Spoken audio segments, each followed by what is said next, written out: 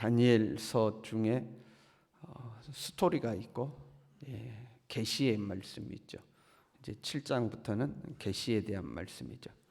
우리가 계시를 해석하고 풀이할 때는 조심해야 될 부분이 있죠. 일반적으로 오늘날 우리가 익숙해져 있는 해석의 방법은 헬라적 사고에 입각하고 있습니다. 알레고리적 해석을 이제 많이 시도해요. 알레고리적 해석이라는 것은 A는 뭐고 B는 뭐고 C는 뭐고 이걸 찾는 겁니다. 짐승이 나왔다 그러면 첫째 짐승은 뭐고, 둘째 짐승은 뭐고, 셋째 짐승은 뭐고, 넷째 짐승은 뭐고, 여기까지는 뭐 그런다고 쳐요. 근데 첫째 짐승의 뭐 날개는 뭐고, 그 두 발로 섰다는 건 뭐고, 그러니까 모든 것들을 다 어떤 의미를 찾으려고 하는 거죠. 그런데 그렇게 해석하면 거의 100% 실패합니다. 그렇게 해석해서 100% 맞게 해석을 한 것이 없어요. 이 다니엘도 마찬가지고 요한계시록도 마찬가지입니다. 왜냐하면 사고 방식이 다르기 때문에 그렇습니다. 헬라적 사고, 히브리적 사고 뭐 이렇게 표현하잖아요. 서양적 사고, 동양적 사고 이게 좀 다르죠. 쉽게 표현하면 이런 겁니다. 가령 우리가 서너 명이 모여서 밥을 먹으러 갔어요. 식사가 끝나고 이제 밥값을 내야 되잖아요. 서양은 어떻게 하죠? 더치페이를 합니다. 자기가 먹은 거 자기가 내잖아요. 근데 우리는요, 이번엔 내가 낼게. 한 사람이 내죠. 물론 지금은 그것도 많이 바뀐 것 같아요. 우리도 지금 젊은이들은 더치페이를 자연스럽게 하는 것 같아요. 내가 낼게, 그렇죠. 그 다음에 만나면요, 그 중에 누군가가 이번에는 내가 낼게 이렇게 되는 거죠. 그게 이제 어떻게 보면 동양적인 방법이죠. 이 서양적 사고, 헬라적 사고는 무언가를 계속해서 분석합니다. 우리는 거기에 사실 익숙해져 있어요. 현대 우리가 어릴 때 받는 교육의 방법이 그러기 때문에 그렇습니다. 그런데 히브리적 사고는 느낌을 굉장히 중요하게 이야기합니다. 큰 틀에서 주어지는 교훈, 이것을 중요하게 여깁니다. 계시를 우리가 볼 때는 이 큰 틀에서 주어지는 교훈이 뭐냐, 이것을 보는 것이 더 중요합니다. 세부적인 것을 해석하려고 그러면 엉뚱한 해석이 나오는 경우가 있죠. 요한계시록도 마찬가지잖아요. 요한계시록도 당대에는 읽어가면서 그것이 끝이었습니다. 거기에 또 다른 해석을 갖다 붙이고 그렇게 하잖아요. 읽으면 그것이 끝이었어요. 오늘 본문의 말씀도 마찬가지지만 내용 안에 해석이 같이 다 들어가 있습니다. 우리는 그 해석을 또 해석하려고 하는 경우들이 있죠. 여러분, 요한계시록은 홈페이지에 업로드가 되어 있습니다. 예전에 한번 강의를 했잖아요. 요한계시록이 궁금하면 홈페이지에 가서 이제 보시면 됩니다. 다니엘이 꿈을 꾸었다 이렇게 되어 있는데 1절에는 꿈을 꾸었다 이렇게 되어 있는데 나중에 보면 내가 밤 환상 가운데 본 이렇게 꿈을 환상과 동일하게 지금 이야기하고 있습니다. 꿈에서 봤다, 환상으로 봤다 이렇게 같이 표현하고 있어요. 큰 짐승 넷을 봤죠.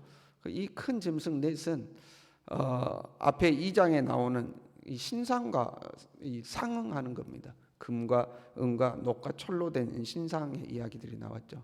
같은 겁니다. 바벨론 제국, 바사 메데 제국, 헬라 제국, 로마 제국을 이제 일컫는다고 일반적으로 그렇게 해석이 되죠. 2장에 나왔던 신상은 크고 광채가 찬란하고 두려운 존재였습니다. 그 신상은요.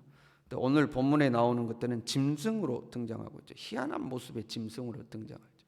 이게 다 세상 나라를 상징하는 거거든요. 우리가 신상 나왔을 때 그랬잖아요. 머리가 바벨론이니까 몸통이 뭐든지 간에 그것은 다 바벨론이죠. 그렇잖아요. 머리가 여기가 김동훈이니까 몸이 살이 쪘던 살이 빠졌던 김동훈 아닙니까? 똑같은 거죠.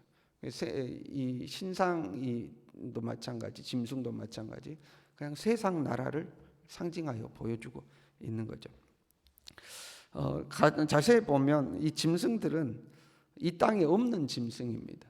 사자와 같다, 곰을 닮았다 이렇게 표현하고 있어요. 사자다 이게 아니고 사자 비슷하다 이런 말이에요. 생긴 것이 꼭 사자같이 생겼는데 사자는 아니에요. 사자같이 생겼다 이 말이에요. 곰처럼 생겼다 하는 거죠.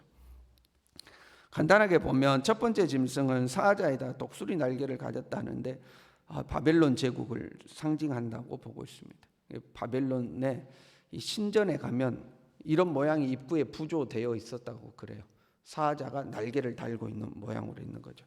그 느부갓네살, 바벨론에서 가장 존경받았던 느부갓네살이 사자로 이제 표현되기도 했다고 그럽니다. 그래서 이 첫 번째 짐승은 바벨론을 상징할 것이다 하는 거죠. 두 번째, 곰을 닮은 두 번째 짐승은 메대와 바사 제국을 이제 상징한다고 보는 겁니다. 보면 곰이 한쪽을 들었고 이렇게 돼 있어요. 앞발을 들었단 말이 아니고 몸 한쪽이 이렇게 들렸다 그런 표현입니다. 나중에 바사와 메대 제국의 균형이 흐트러져 가지고 결국 바사 제국이 메대 제국을 이제 삼키게 되죠. 균형이 흐트러진 것을 보여준다고 보는 거예요. 세 번째 짐승은 표범과 같다, 날개가 있다 이렇게 돼 있는데 이 헬라 제국을 상징한다고 보는 거죠. 표범은 스피드잖아요. 그래서 이 헬라의 알렉산더 대왕이 뭐 세계를 거의 정복하다시피 하는데 10년 정도밖에 걸리질 않죠. 빠르게 제국을 확장해 가는 거거든요. 근데 나이 33세 갑자기 죽습니다. 그리고 나서 나라가 제국이 4개로 쪼개지죠. 그러니까 머리 넷이 있다 이런 표현이 나오는데 그 헬라 제국이 넷으로 나눠지는 것을 이제 상징한다고 보고 있는 거죠. 네 번째 나라는 무섭고 놀라우며 매우 강하고 먹어서 부서뜨리고 발로 밟았다 뭐 이런 표현들이 나와요. 그래서 이제 로마 제국이라고 이제 보고 있습니다. 로마의 강력한 군사력 그리고 정치적으로 압제했던 그 로마, 여러 나라들을 점령하고 짓밟았던 그 로마를 상징한다 이렇게 보고 있습니다. 이 네 짐승을 이 네 나라로 해석하는 거에는 큰 이견은 없습니다. 학자들 간에도. 그런데 사실은 결과론적인 해석입니다. 역사를 지나고 나니까 이 제국이겠지, 이 제국이겠지 하는 거지. 다니엘이 알았을까요, 몰랐을까요? 다니엘은 모르는 겁니다. 헬라 제국이 오는지, 로마 제국이 있는지 어떻게 알겠어요? 다니엘은 모르는 거죠. 수백 년 뒤의 일이니까요. 다니엘은 모르는 거예요. 결과론적인 해석일 뿐입니다. 그래서 너무 구체적인 해석에 다니엘도 마찬가지고 요한계시록도 마찬가지고 너무 구체적인 해석에 집착할 필요가 없습니다. 다니엘도 우리보다 몰랐어요. 다니엘도. 그리고 다니엘이 알고 있는 해석은 15절부터 직접 해석이 기록되어 있습니다. 다니엘이 너무 그 환상의 내용에 고민이 되어서 환상 속에 있던 존재에게 물어보죠. 이게 뭐냐 하고 물어보니까 그 해석을 쭉 알려주는 게 이제 15절부터 해석이 쭉 나와요. 이 환상에 대한 해석이. 다니엘은 그 정도만 알고 있었습니다. 그 정도만 알고 있었어요.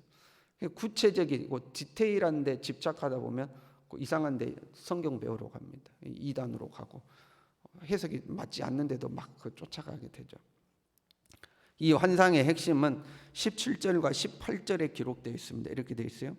그 네 큰 짐승은 세상에 일어날 네 왕이라 지극히 높으신 이의 성도들이 나라를 얻으리니 그 누림이 영원하고 영원하고 영원하리라. 이게 이제 환상의 핵심입니다.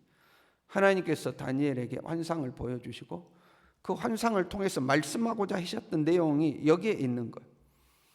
하나님의 백성들은 일시적으로 고난을 당하지만 결코 멸절당하지는 않을 것이다. 세상 나라가 크고 강하고 위세 있어 보이지만 이 세상 나라는 결국 심판을 받을 것이다. 그때가 되면 하나님 백성들이 나라를 얻게 될 것이다. 이게 핵심인 거죠. 예언이라는 것은 역사를 바라보는 큰 틀을 제공해 줍니다. 이게 훨씬 중요해요.